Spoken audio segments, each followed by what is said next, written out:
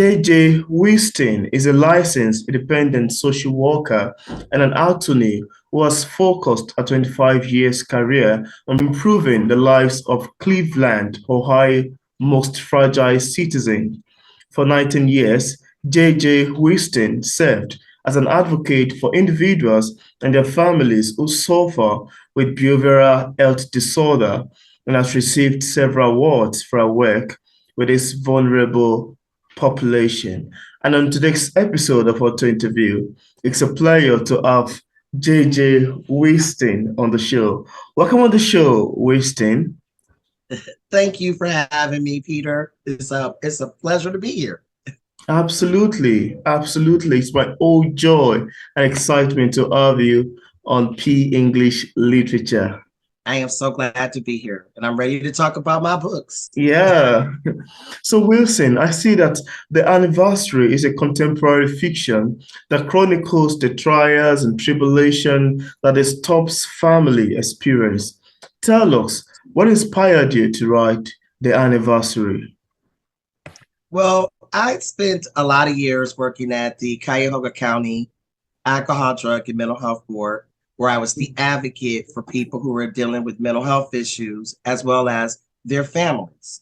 And Oh, I thought it would be very interesting to write a fictional novel that really tried to raise awareness and shine a light on mental health, in particular in those families who are middle class, educated.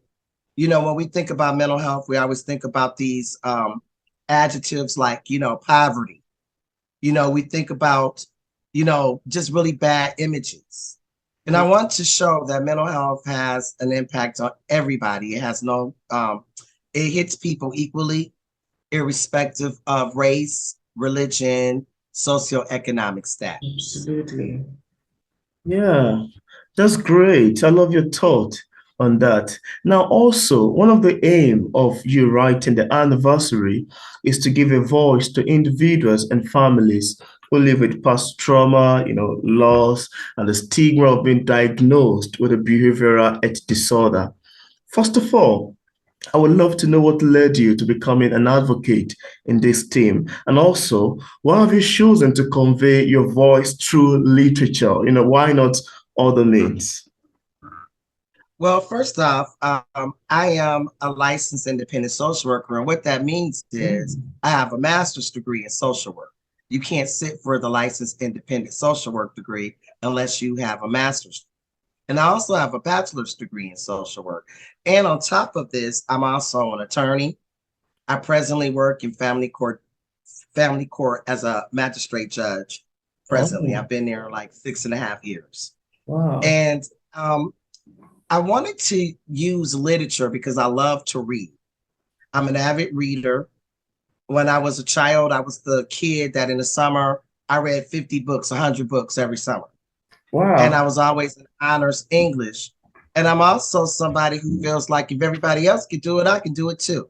Absolutely. So, and I just thought it'd be a great idea to use my literature to also advance the advocacy efforts that I have, and that is for mental health, sickle cell disease.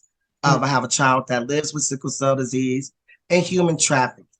And the reason why I wanted to really focus on human trafficking is I want people to understand that human trafficking is slavery and it's a Mm, new slavery. And we absolutely. really need to do something about it. It's Absolutely. not just sexual. You Mm. have people who are forced to work. And at my job at the Adams Board, I have had numerous people that I work with who were victims of human trafficking. So Wow. that's why I decided to just wrap it all up in one. Yeah, and that's a very great thing, actually. I love your approach to this, and even knowing that you love to convey it through literature, that's very impressive. Now, let's talk Thank about criticism. As authors, we all have different ways of reacting to feedbacks and criticism of our works. I'm curious to know your opinion about criticism. How do you react to negative reviews of your books if you've ever had one? I've never had any negative reviews to my knowledge. They've all been very good. I do have to say that, my book is self published. My original editor did not do a very good job, even though I paid her a great deal of money. I Wow. had to have my book re-edited, the first book. Those are the only criticisms that I received, but I Oh, spent the money and had it re-edited. And then I try to make sure that the team that I surround myself with is very knowledgeable and know what they're doing because I'm a lawyer, I'm a social worker. I'm not, I mean, and now I'm an author, but I don't have a degree in English, but I am a very good writer because I have to write a lot for my job and I have to speak a lot oh, yeah, for my job. When you're a lawyer, you have to write a lot and you have to present. absolutely. A very good presenter. Um, but you need people who this is what they do. That's You true. can't, what do they say? A jack of all trades is a master of nothing. You good at stuff, but you're not good at everything. So make sure you bring the people who know That's what they're doing true. to come help. Yeah, that's true. Oh, I love that. I love that proverb. Jack of all trade is a master of nothing. I also see that your book, The Commemoration, what do Yes. you do when kingdom is under attack? Follow up with the story of Granville and Juliet Top. Now, following on from the anniversary, which is a first series, and without giving much information away, could we have a sneak of what we'd expect picking up the commemoration? Well, I left the first book with a whole lot of different unanswered questions. Oh, And the commemoration starts off answering one of those unanswered questions. I've gotten very good feedback from both on both books. The second book won 3 awards already. The wow, first book has won 2. wow. Um, I'm very pleased with my message being conveyed, that people are talking about my novels. Mm, I'm presently working on the last novel in this series. It should be coming out soon. wow. And I wanted to use the chessboard as a metaphor for people because I feel like, if you want to help your kids be great, teach them chess because that's what life is chess. Yeah. But who's the most powerful person on the chessboard? The queen. So for you kings out there, treat your queens good Mm, because they're the ones who take care of your board. That means in wow. life, they take care of your life. They raise your children. They take care of you. Wow. And, I just feel like sometimes we all feel like we're being attacked by forces that are outside of us. And you got to weather those storms when they come. And I just want to teach people that with my fiction. Wow. You have a very great team and lovely aims towards writing these books. This sounds very intriguing to me. I'm going to send you, Peter, my audio book because this book is also on audio. That's great. I'm hoping that you'll share this with all of your friends over in Nigeria. Tell everybody there, hello from America, from America. Yeah, that's great. I would love that. That's amazing. Now, I'm curious to know if you experienced any challenges while writing your book. If there is any, could you share what total challenge it is and how you ultimately overcame it? Well, my challenges again was making sure I had the right edit team around me Oh, because you have to make sure when you are, an author, when you are selling a product, that you're putting your best foot forward. absolutely. So, and when you're spending money, and again, I'm not an English major. So, I'm dependent on the people around me. Yeah. So that was a huge challenge. I did overcome that to the point that my first book, was up for the Independent Author Network's Book of the Year award. Um, so I did overcome that, and I'm very grateful. I just feel like when there are challenges, like if you're having problems sometimes with trying to get your story together, you got to take a moment. You just got to do your very best to make sure that your work is exceptional. And Yeah. that's what I try to do. That's my name. That's great. That's great to know. That's amazing. Now, apart from the commemoration and the anniversary, do you have any other works you've authored or maybe currently working on? I do. I have a workbook and a resource guide to go along with my first book, The Anniversary. If you were to go on my website, you'd be able to purchase all three, as well as on Amazon. And I wrote the anniversary workbook and resource guide because, again, I am a mental health professional. And people were saying that they really enjoyed my story, but what they wanted was they wanted to have more concrete information on if you're dealing with a family member who has a mental health or drug and alcohol problem, you're going to the professionals. Oftentimes, the professionals don't even realize that they do this, but they talk in jargon. And people sometimes don't understand what they're saying. Absolutely. I wanted to give people, an understanding of this. It also has reading questions. So for any book club people out there, think about my book, particularly for September, Sickle Cell Awareness Month. That would be a great read. But my workbook has reading questions in them as well. Wow. So for book clubs. And it also just has a lot of really good concrete information that can be helpful if you're dealing with the family member. Wow, that's or even yourself, because sometimes, again, this doesn't have a race or a face or a religion or socioeconomic status. Absolutely. When you're dealing with mental health, it hits people equally. And if you are someone yourself dealing with it, then I encourage you to get help. That we are not going to let stigma, ruin everything that we work for. Because people don't get help a lot of times because they're afraid of the reaction from others. That's true. I love your answers to this question. I love the fact that you even mentioned that mental health is not a respecter of race. It's not a respecter of nationality. It's not a respecter if you have money or not. It's not a respecter of religion, It applies to everybody as long as you are human, And you know what it is, Peter? It's how we react to it. It's a little inside mental health joke that we say here in Ohio, where I'm from. If you have money and you have a mental health problem, we say you're eccentric. Okay? If you don't have any money and you have a mental health problem, we say you're crazy. Negative. That makes me say, why do I want to be crazy? I don't want to be crazy. I want to be eccentric, but I don't have any money. Okay? But at the end of the day, we have to also be careful about labeling people, because what you think is crazy could also be state of the art, and somebody could be thinking way above you and you don't realize it. People thought Ben Franklin was crazy when he was flying a kite in the rain. That's true. We thought somebody who came up with the telephone, when they said that they were going to be able to talk to somebody like, I'm talking to you and you're all the way across the world from me. The person who thought of this originally, we said they were crazy. So we need to be really careful. We label people, and what it does is it creates stigma. Absolutely. And what I want to do is use my literature to help combat that. Wow, that's amazing. So much amazing. I love your answers to this question. Now, I also love to ask you, could you tell us what publishing is like for a published author like yourself?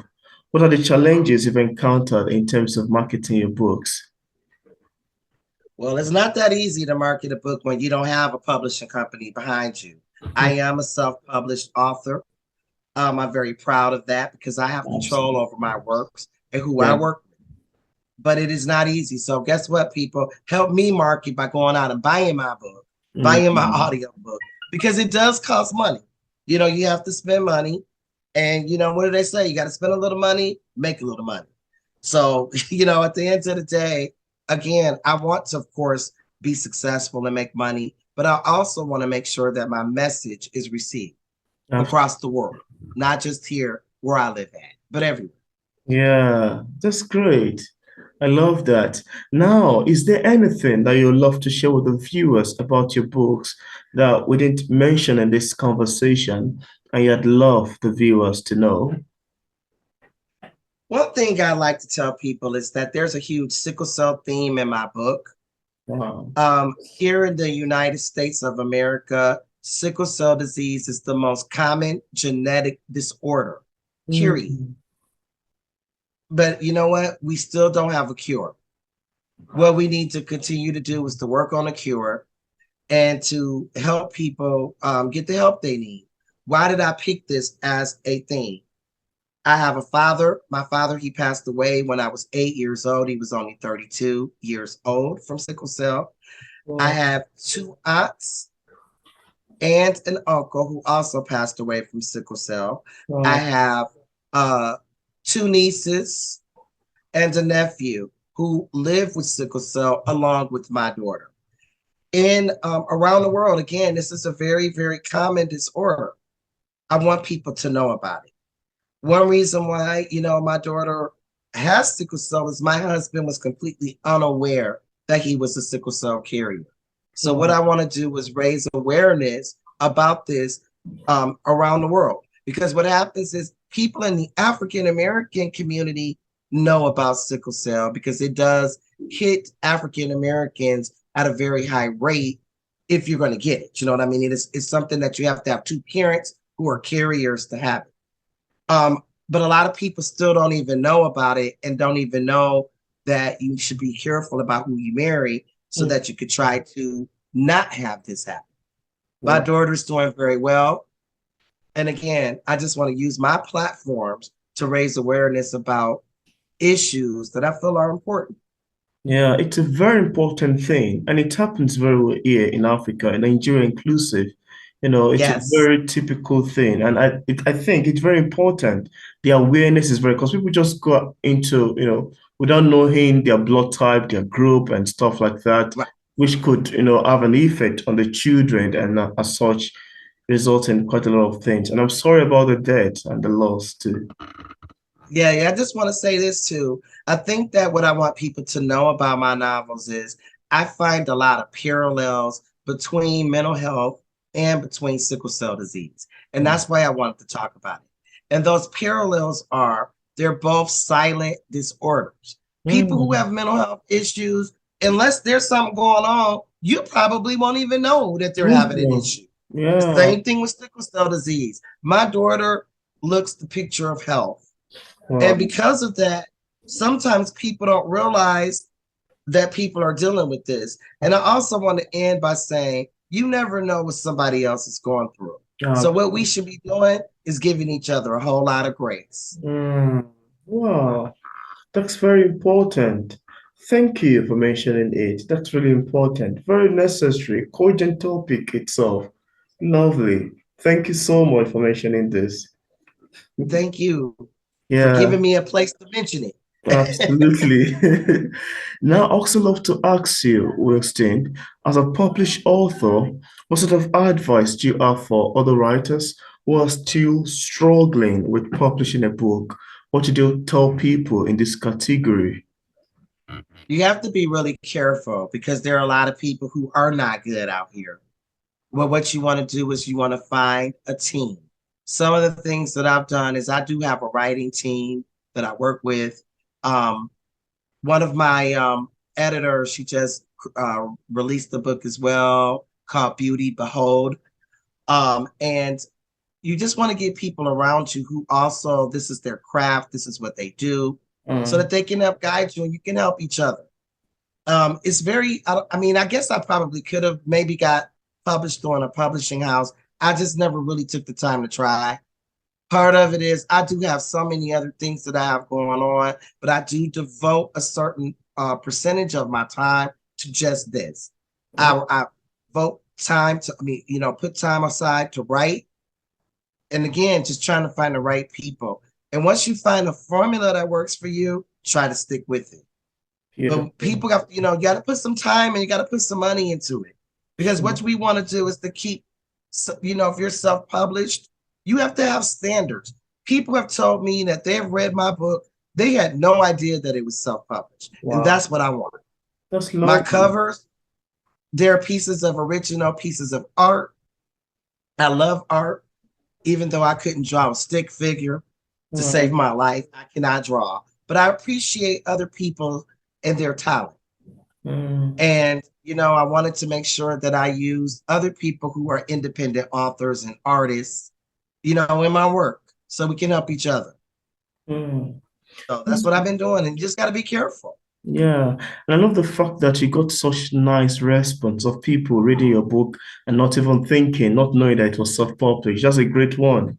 That's a love. Yes, yes. Thank you. And That's if you read lovely. my reviews are very good. Yeah, I saw So that. I saw that. I saw the one for the anniversary. It was really impressive. And I was like, oh my God, thank you. that's quite great. Please, could you show the copy of the book to the camera? I would love to. This is my first novel, The Anniversary. Anniversary. And as you can see, it does have my badge on there that Yeah, shows you that finalist, this, right? The award yes. stuff. Lovely. Wow. And then my second book Congratulations. is The Commemoration. And it won two Hoffer Awards, Wow, look at Eric that. Hoffer Awards, which is a very big deal. I Wow. was very, very happy.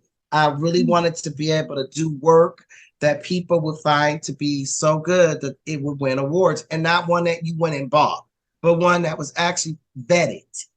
Wow. So before I put my books in any contest, another advice for self-published authors, there is a website that basically vets all of these different contests. And I only put my books in contests that were reputable, not in ones that were not.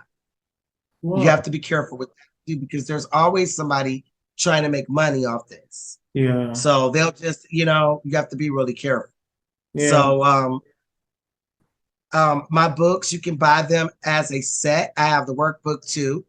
All three of them, you get like getting one book for free if you buy it off my website. I will be happy to send it to you. Beautiful autograph, wrapped up copies. It's a wonderful read. It makes a great gift. Mm. Always Lovely. selling. Yeah, that's great. That's great. And what other platform are they available on for purchase in case we have some interested viewers who would love to get a copy? What platform are they available on?